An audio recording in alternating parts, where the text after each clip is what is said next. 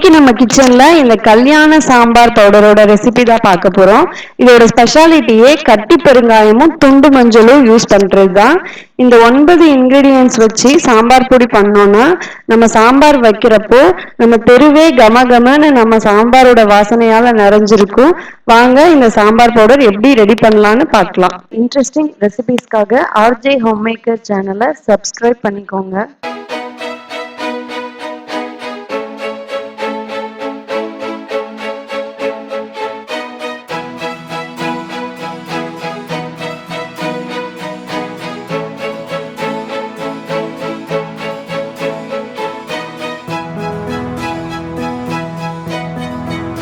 தேவையான ingredients 1/2 kilo மிளகாய் வத்தல், 3/4 கிலோ விதை கொத்தமல்லி, 100 கிராம் கடலைப்பருப்பு, 50 கிராம் துவரம்பருப்பு, 50 கிராம் ஜீரகம், 25 கிராம் வெந்தயம், 50 கிராம் துண்டு மஞ்சள். இந்த துண்டு மஞ்சள் தான் இந்த சாம்பாருக்கு நல்ல ஒரு வாசனையை கொடுக்கும், நல்ல ஒரு டேஸ்ட் ஃப்ளேவர் கிடைக்கும்.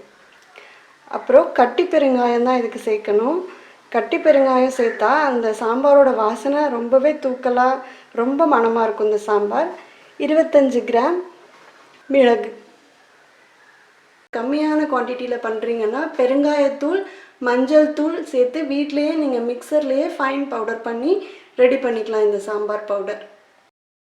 குவான்டிட்டி அதிகமாக பண்ணுறதால வத்தல் மல்லி ரெண்டையும் நான் வெயிலில் காய வச்சு எடுத்துக்கிறேன். பருப்பு வகைகள் மிளகு, சீரகம், வெந்தயம் இதை மட்டும் நான் வறுத்து எடுத்துக்கிறேன். கடலைப்பருப்பு கூட 50 கிராம் போடுறதுனால சாம்பார் நல்லா திக்காக வரும், உங்களுக்கு டேஸ்டாகவும் இருக்கும். துவரம்பருப்பு இந்த மாதிரி வறுத்துக்கோங்க. லைட்டாக வாசனை வருது இப்போவே.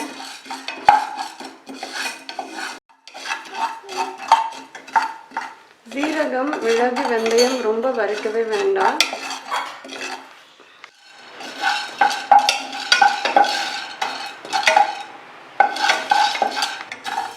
வெந்தயம்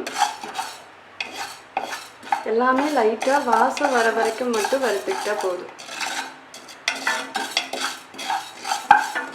கட்டி பெருங்காயத்தை இந்த மாதிரி லைட்டாக சூடு பண்ணிவிட்டு வெயிலில் காய வச்சுட்டு திரிச்சுக்கணும். இந்த மாதிரி வறுத்த எல்லா பொருளையும் ஒரு பாத்திரத்தில் கொட்டி ஒரு 1/2 மணி நேரம் சூடு போகிற வரைக்கும் ஆற வச்சிடணும். ரைஸ் மில்லிருந்து பவுடர் பண்ணி வாங்கிட்டு வந்தப்புறமா இந்த மாதிரி ஒரு நியூஸ் பேப்பரில் கொட்டி நல்லா ஆற வச்சிடணும். ஏன்னா ஒரு 6 to 8 months வரைக்கும் நம்ம இதை ஸ்டோர் பண்ணி யூஸ் பண்ண போகிறோம். ஸோ சூடோடு நம்ம மூடி வச்சிட்டோம் அப்படின்னா சீக்கிரமாக கெட்டு போக வாய்ப்பு இருக்குது.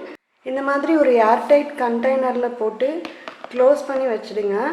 1.5 years வரைக்கும் இது உங்களுக்கு கெடாமல் இருக்கும். இது 1.5 kg பவுடர் இருக்குது. ஸோ ஃபேமஸ் பிராண்டில் நீங்கள் 100 கிராமே உங்களுக்கு 50 rupees வரும் சாம்பார் பவுடர். ஆனால் இந்தளவுக்கு டேஸ்ட் இருக்காது. இது எனக்கு ரெடி பண்ணுறதுக்கு 350 rupees தான் ஆச்சு. ஸோ நீங்கள் வெளியே வாங்குறப்போ 750 rupees வரும். 400 rupees சேவ் பண்ண முடியும். இது 1 yearக்கு தாராளமாக வரும். இந்த கண்டெய்னர் அடிக்கடி திறந்து மூட வேண்டாம். இதிலேருந்து 100 கிராம் அளவு மட்டும் எடுத்து வேறு சின்ன பாட்டிலில் போட்டு வச்சுக்கோங்க. அப்போ தான் இதோட ஃப்ளேவர் அப்படியே இருக்கும் நீங்கள் லாஸ்ட் மந்த் யூஸ் பண்ணுற வரைக்கும்.